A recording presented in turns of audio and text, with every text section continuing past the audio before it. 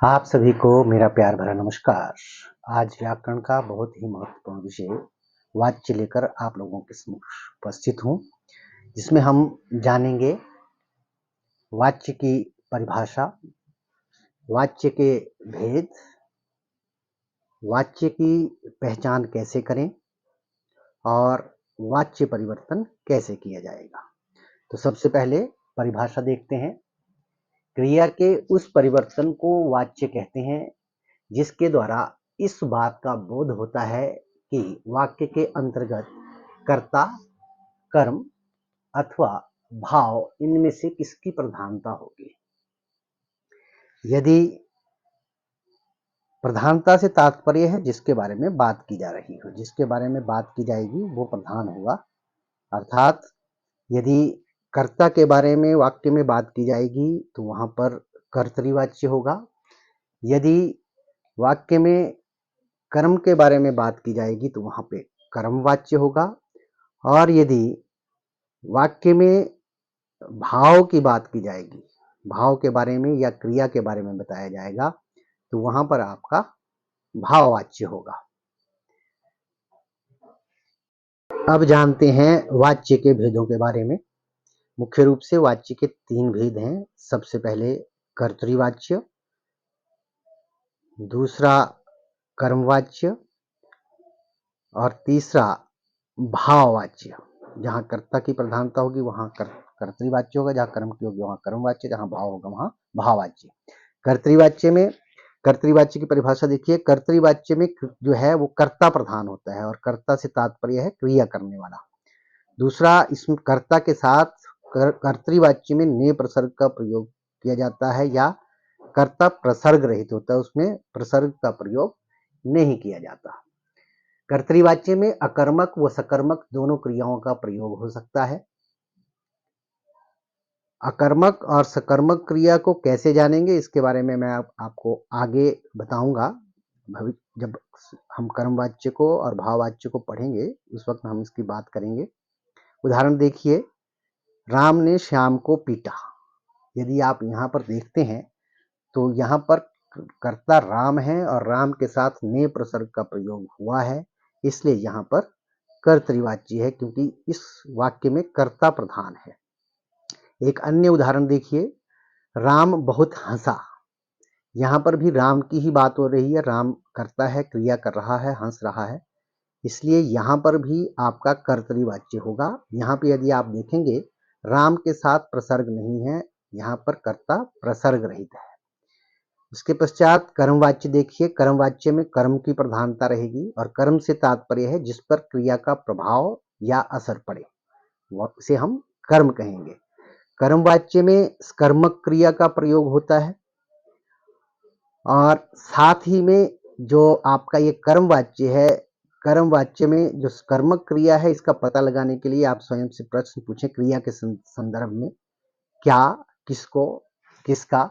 यदि आपको इसका जवाब मिलता है तो इसका तात्पर्य है कि वहां पर आपका कर्म है, जिस कारण वहां पर कर्मवाच्य होगा।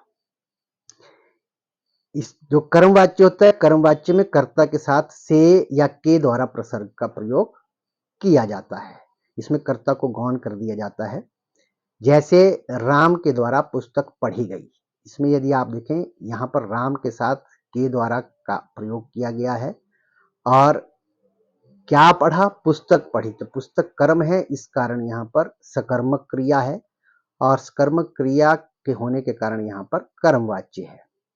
राम के साथ के द्वारा का प्रयोग हुआ है, अतः यहाँ पर के द्वारा लगा करके कर्ता को गौण कर दिया गया है, कर्म प्रधान है इसलिए यहाँ पर कर्मवाच्य है। एक अन्य उदाहरण देखिए, राम के द्वारा श्याम को पीटा गया। किसको पीटा गया? श्याम को पीटा गया। श्याम यहाँ पर कर्म है और कर्ता के साथ के द्वारा लगा करके कर्ता को गौण कर दिया गया है और कर्म जो है यानी श्याम को यहाँ पे प्रधान है, इसलिए यहाँ पर कर्मवाच्य है। भाववाच्य की परिभाषा देखिए। भाववाच्य में इस वाक्य में भाव या किया क्रिया की प्रधानता होती है और भाववाच्य में अकर्मक क्रिया का प्रयोग किया जाता है। क्रिया के संदर्भ में मैंने बताया था कि इस कर्मक और अकर्मक क्रिया का पता कैसे लगेगा। उसके लिए आप प्रश्न पूछिए, क्रिया के संदर्भ में आप प्रश्न पूछिए। अगर आपको जवाब मिलता है तो कर्मक क्रिया होगी, यदि जवाब नहीं मिलता है तो इसका तात्पर्य है कि वहां पर आपकी अकर्मक क्रिया होगी। तो उदाहरण के माध्यम से इसको समझने की कोशिश करते हैं। एक और नियम है इसमें, भाववाच्य में कर्ता के साथ से और के द्वारा यहाँ पर भी इस्तेमाल होता है। बस फर्क ये होता है इसमें कि इसमें अकर्मक क्रिया का प्रयोग किया जाता है और ज्यादातर वाक्य जो भाववाच्य के होते हैं वो नकारात्मक वाक्य होते हैं, अर्थात नेगेटिव सेंटेंस होते हैं भाववाच्य में। जैसे राम के द्वारा पीटा गया। तो यदि आप क्रिया के संदर्भ में प्रश्न पूछते हैं कि किसको पीटा गया तो जवाब नहीं मिलता है, इसका मतलब यहाँ पे अकर्मक क्रिया है और कर्ता राम के साथ के द्वारा लगा हुआ है प्रसर्ग, इसलिए यहाँ पर राम अर्थात कर्ता को गौण कर दिया गया है, इसलिए यहाँ पर भाववाच्य है। एक अन्य उदाहरण देखिए, बूढ़ों से नहीं चला जाता। यहाँ पर किसको नहीं चला जाता, क्या नहीं चला जाता, जवाब नहीं मिलता है, इसलिए यहाँ पर जो है वो अकर्मक क्रिया है और साथ में जो कर्ता है बूढ़े हैं उनके साथ से प्रसर्ग का प्रयोग हुआ है, इसलिए यहाँ पर भाववाच्य है। अब हम कर्मवाच्य के प्रयोग स्थल देख लेते हैं। कर्मवाच्य का कई तरह से इस्तेमाल किया जाता है, जरूरी नहीं है कि प्रसर्ग और कर्ता उसमें हो। तो उदाहरण के माध्यम से इसको भी समझने का प्रयास करते हैं। मुख्य रूप से 5 प्रकार के प्रयोग स्थल कर्मवाच्य के होते हैं। सबसे पहला है जहां कर्ता अज्ञात हो, अर्थात जहां पे कर्ता होगा ही नहीं है, पता नहीं चलेगा कि कर्ता कौन है, वहां पर कर्मवाच्य हो सकता है। जैसे पत्र भेजा गया, क्रिया के संदर्भ में प्रश्न यदि पूछते क्या भेजा गया तो आपको जवाब मिलता है पत्र, मतलब यहाँ पर कर्म है, मतलब कर्म क्रिया का प्रयोग है, इसलिए यहाँ पर कर्मवाच्य है। दूसरा, जब आपके बिना चाहे कोई कर्म अचानक आ गया हो तो वहां पर भी कर्मवाच्य होगा उस वाक्य में ही। जैसे उदाहरण देखिए, कांच का गिलास टूट गया। क्या टूट गया, कांच का गिलास टूट गया। यहाँ पर कांच का गिलास कर्म है, कर्म क्रिया के कारण यहाँ पर आपका कर्मवाच्य का प्रयोग किया गया है, या इस वाक्य में कर्मवाच्य है। तीसरा प्रयोग स्थल देखिए, जहां कर्ता को प्रकट ना करना हो, वहां पर भी आपका उस वाक्य में भी कर्मवाच्य होगा, जहां पे कर्ता को प्रकट ना करना हो। उदाहरण देखिए, जैसे डाकुओं का पता लगाया जा रहा है। ठीक है, क्या लगाया जा रहा है, डाकुओं का पता लगाया जा रहा है। डाकू कर्म है, प्रधान है, कर्ता इसमें है नहीं, अतः यहां पर भी आपका इस वाक्य में भी कर्मवाच्य है। चौथा प्रयोग स्थल देखिए, चौथा प्रयोग स्थल है सूचना विज्ञप्ति आदि में। जब आप सूचना या विज्ञप्ति लिखते हैं वहां पर भी आपका कर्मवाच्य हो सकता है। उदाहरण देखिए आप, जैसे अपराधी को कल पेश किया जाएगा। किसको पेश किया जाएगा, अपराधी को किया जाएगा। अपराधी यहाँ पे कर्म है, कर्म क्रिया होने के कारण यहाँ पर आपका कर्मवाच्य है। और कर्मवाच्य में जरूरी नहीं है कि यहाँ पे कर्ता देखिए, कर्ता नहीं है, यहाँ पर भी कर्ता का प्रयोग नहीं हुआ है। पांचवा प्रयोग स्थल देखिए, आवश्यकता बताने या सूचित करने के लिए भी कर्मवाच्य का प्रयोग वाक्यों में होता है। जैसे अब अधिक दूध नहीं पिया जाता। क्या नहीं पिया जाता, अधिक दूध। जो दूध जो है यहाँ पर कर्म है, कर्म क्रिया होने के कारण यहाँ पर भी आपका कर्मवाच्य है। और यदि आप इसमें देखेंगे, इसमें भी आपका कर्ता नहीं है, तो कर्ता रहित होकर के भी कर्मवाच्य का प्रयोग होता है। उसके पश्चात अब हम जानते हैं भाववाच्य के प्रयोग स्थल, कि भाववाच्यों का प्रयोग स्थल, भाववाच्यों को किस तरह से प्रयोग किया जाता है। सबसे पहले यदि आप देखें, भाववाच्य का प्रयोग असमर्थता विवशता प्रकट करने के लिए या नहीं के प्रयोग के साथ भी किया जाता है। उदाहरण के माध्यम से समझिए, जैसे अब तो पहचाना भी नहीं जाता। यदि यहाँ पर आप देखेंगे, यहाँ पर क्या नहीं पहचाना जाता, किसको नहीं पहचाना, जवाब नहीं मिल रहा है, मतलब यहाँ पर अकर्मक क्रिया है और अकर्मक क्रिया होने के कारण इस वाक्य में भाववाच्य का प्रयोग हुआ है।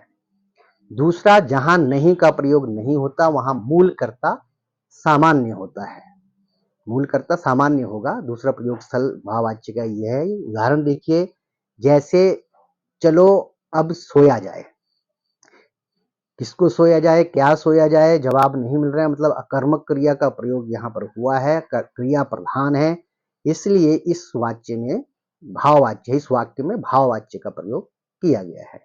अब हम जान लेते हैं वाच्यों के रूपांतरण के बारे में। सबसे पहले कर्तृवाच्य से भाववाच्य में रूपांतरण कैसे किया जाएगा, इसके कुछ साधारण से नियम हैं। इसमें जब आप रूपांतरण करेंगे तो कर्ता के साथ कर्ण कारक चिन्ह से और के द्वारा का प्रयोग करना चाहिए। दूसरा, कर्म को चिन्ह रहित करना चाहिए।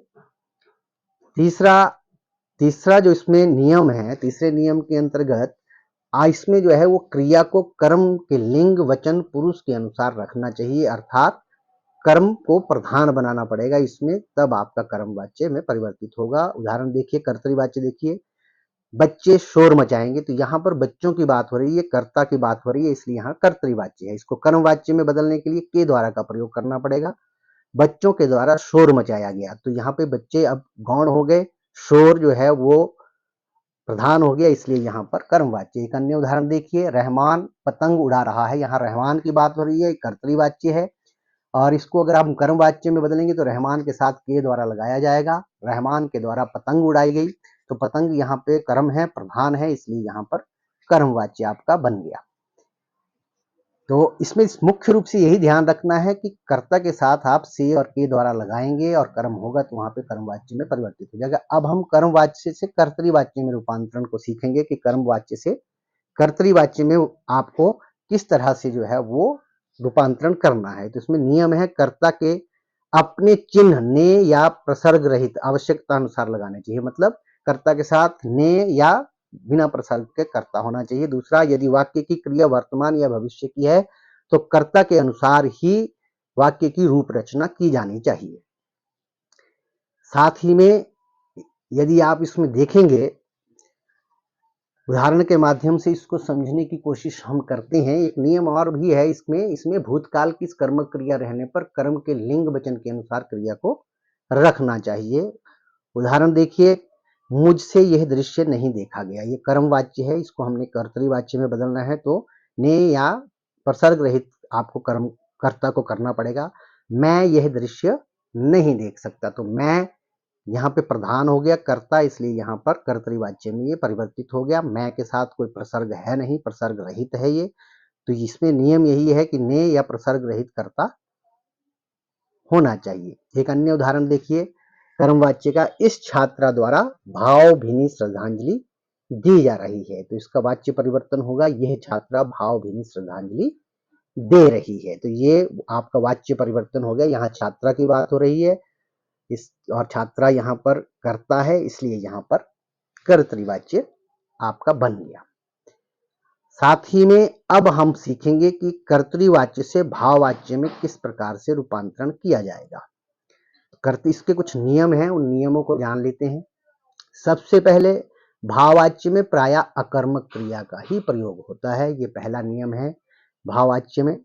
दूसरा जो नियम है, इसमें कर्ता के साथ यहाँ पर भी आपको से और के द्वारा चिन्ह लगा करके कर्ता को गौण करना पड़ेगा, तब जो है वो आपकी भाववाचक संज्ञा बन पाएगी।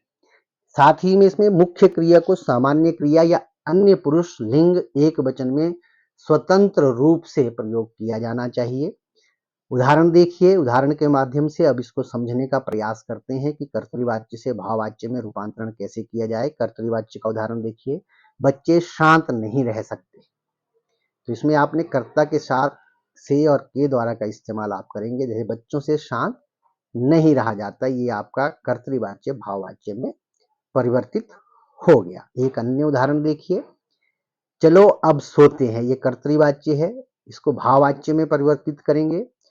भाववाच्य में परिवर्तन इसका इस प्रकार से रहेगा, चलो अब सोया जाए, तो ये आपका भाववाच्य में इसका परिवर्तन हो गया। तो कर्ता की जो वाच्य के जो तीनों भेद हैं वो यहाँ पे समाप्त होते हैं। वाच्यों को से संबंधित सामान्य नियमों को यदि आप याद करते हैं और इसका अधिकाधिक अभ्यास करते हैं तो आप वाच्य में कोई किसी प्रकार की परेशानी नहीं आएगी। सामान्य से नियम है इसके, कर्तृवाच्य में कर्ता आवश्यक होता है, कर्ता के साथ ने का प्रयोग होता है।